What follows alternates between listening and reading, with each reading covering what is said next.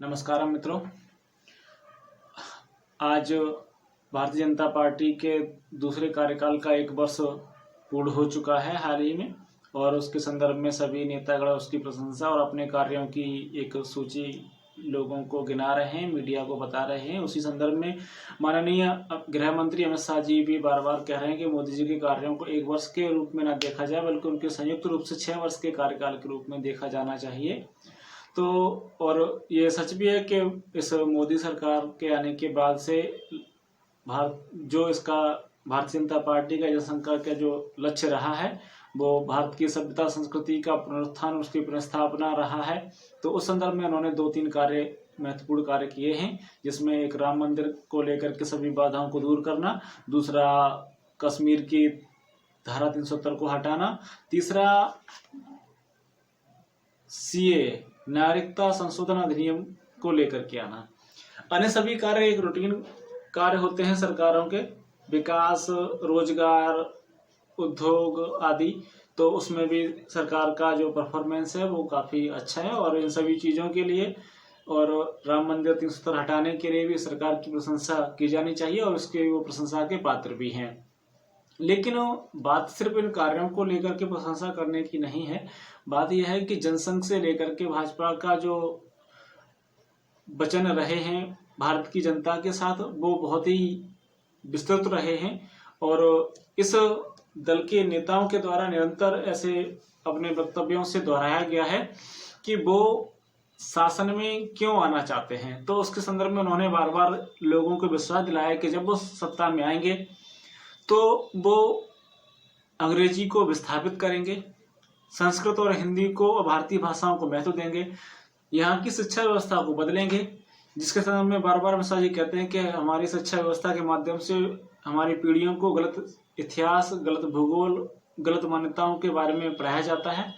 इन चीज़ों को बदलेंगे। दूसरा, ब्यूरोक्रेसी को चेंज करेंगे जो भारत विरोधी है, जिसके संदर्भ में मोदी जी बार बार 2-3 शब्दों का प्रयोग करते हैं, आपने सुना होगा। एक लुटियंस जोन्स बार बार वो यूज करते हैं, दूसरा खान मार्केट करके यूज करते हैं। आप सभी जानते हैं कि ये जो चीज़ें हैं ये सत्ता के वो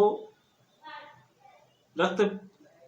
पिपासु हैं जो सत्ता के आसपास इर्द गिर्द उसमें चिपके रहते हैं, और ये मुख्य रूप से इनकी जो वैचारिक प्रतिबद्धता है वो गांधीवाद और मार्क्सवाद है, जो स्वाभाविक रूप से भारत के विरुद्ध ही क्रियाशील रहते हैं। तो इन चीज़ों को हटाने के संदर्भ में मोदी जी ने और अमित शाह जी ने बार बार कई अपने भाषणों में इस चीज़ को दोहराया है। लेकिन 6 वर्ष व्यतीत होने के बाद इस संदर्भ में कोई नीतिगत परिवर्तन नहीं देखा जा रहा है, ना तो भाषा को लेकर के, ना शिक्षा व्यवस्था को लेकर के, और ना ही इसके पूरे पुराने प्राचीन गौरव को पुनः स्थापना को लेकर के। हाँ, हालांकि जो उन्होंने मंदिर निर्माण की बाधाओं को दूर किया है वो एक बहुत ही प्रशंसनीय कार्य है, जो कई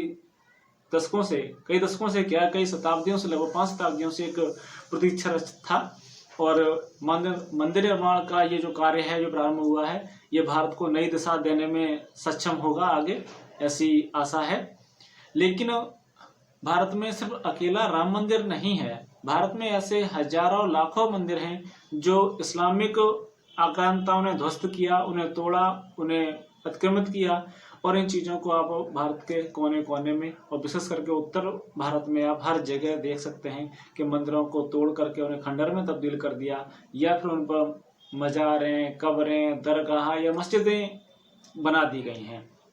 तो जब राम मंदिर निर्माण का जब कार्य के संदर्भ में जब आंदोलन या उसकी जो मांग प्रारंभ हुई, तो भारत सरकार ने एक कानून बनाया था, प्लेस ऑफ वर्शिप एक्ट, जो ये नियम बनाता है, जो प्रतिबंध करता है कि अब राम मंदिर को छोड़ करके आगे से कभी किसी भी मंदिर के लिए या किसी प्राचीन ऐतिहासिक स्थल को लेकर के कोई दावा नहीं करेगा, और वो जिस रूप में वर्तमान में है वो उसी वर्तमान रूप में रहेंगे। ये कानून अपने आप में बहुत ही अन्यायपूर्ण, अहितपूर्ण है कि आप उसमें अपने पूर्व में हुए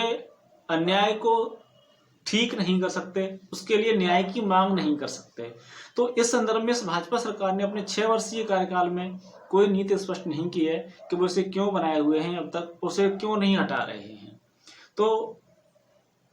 जो भाजपा के समर्थक, प्रशंसक, उसके गुणगान करने वाले लोग हैं, उनसे मैं इस क्षेत्र में इस ओर उनका ध्यान आकर्षित कराना